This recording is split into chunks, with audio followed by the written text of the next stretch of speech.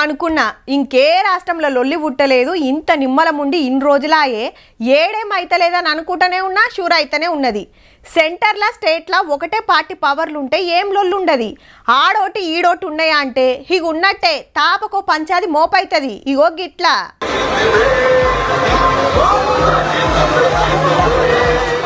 Bengal CM మమతమ్మే party లీడర్లను ఎంటేసుకొని జోరుగా జులుస్ తీసింది.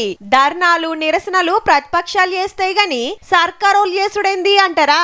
ఈ పోరాటం సెంటరోళ్ళ మీద. మరి ఇంతకు లొల్లేందంటే బెంగాల్లా టీఎంసీ పార్టీకి సలహాలు ఇచ్చే ఐపాక్ కంపెనీ ఓనర్ ప్రతీక్ జైన్ ఇంట్లో ఈడీ చెక్కింగ్లు చేసింది రాత్రి. ముచ్చట తెలవంగానే ముఖ్యమంత్రి మేడం రప్పునొచ్చింది. ఎట్లా గెలవాలే ఏం చేయాలనే సలహాలున్న కాగితాలు ఎత్తుకోవటానికి ఈడీని సెంటరోలే పంపిండ్రనేది మేడం మాట. Is it the duty of the ED and Amit Shah who cannot protect the country and is taking away all my party documents? రాత్రి అట్లా రచ్చ నడుస్తే తెల్లారి గిట్ల జులూస్ తీసిందన్నట్టు.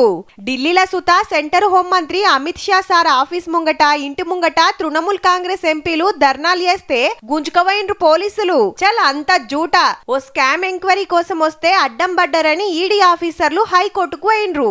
మరిగా కోర్టులు ఏమైతుందో గాని బెంగాల్ ఎలక్షన్ల కోసం టీఎంసీ బీజేపీ కొట్లాట షూరైనట్టేనబ్బా.